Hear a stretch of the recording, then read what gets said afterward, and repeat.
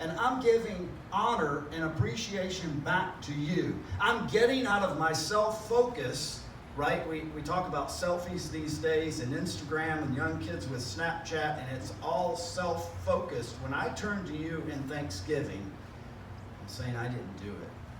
I didn't even maybe deserve it, but I'm thanking you for it. I think that's the thing that the Samaritan had that the other folks didn't have. I'll close with this. I think it's a warning to us, because we really have to ask ourselves, who are we going to be like? Who are we going to be like?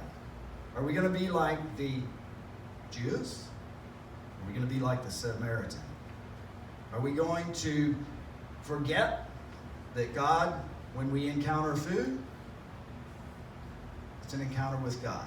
When you eat the turkey this afternoon, if that's what you eat, don't forget that while farmers all over the country have learned how to breed turkeys to make the breasts big, where we have white meat and maybe the big drumsticks, and they've maybe figured out how to feed thousands at a time to get turkeys all over the United States, they can't bring a turkey to life, can they?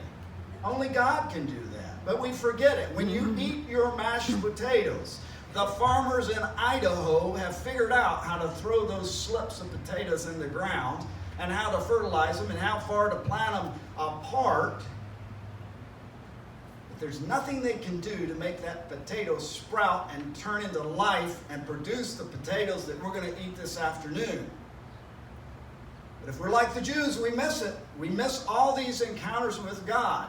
If we really believe that we all are created in the image of Christ, perhaps I should prostrate myself and glorify God when I meet you and when I meet another individual.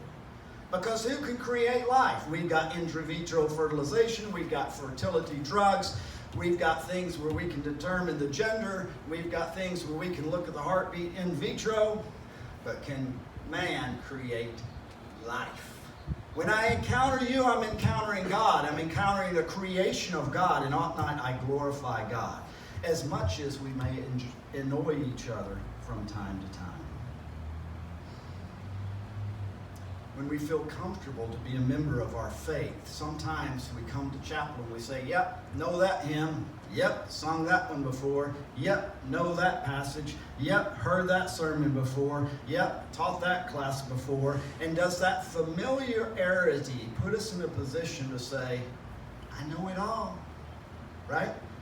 If our production of food puts us in a position to say, I trust the science and the agricultural community, we've got control of this, then sometimes if I'm not careful when I get to church, I say, know it all, been there, done that, and I'm not humble enough to say, need God, need to fall down and worship, not doing it all on my own. I think the challenge for us today is this: who are we going to be more like? And how do we not slip into missing an encounter with God when it's right there before us? How are we going to sit down the next time to food and not give thanks? How are we not going to encounter each other the next time and not give thanks? How are we not going to drive down the road here to the beach here in Hawaii and not give thanks? How are we not going to acknowledge that I didn't do any of this?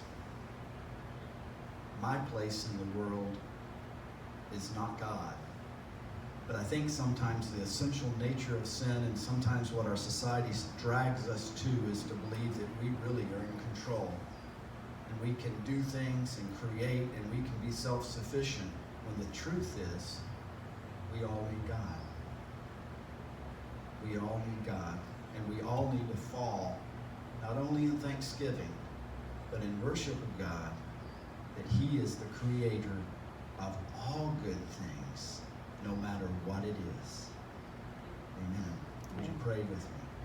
God, we thank you for your word and ask that your Spirit work in our hearts to never miss you, to always acknowledge you, even in the smallest thing, and especially in the biggest. And the biggest is, oh Lord, when we humble ourselves and turn to you, you truly make us well. When we give up control, oh Lord, you truly make us well. and indwell us with your Spirit, that we live for you and not for ourselves.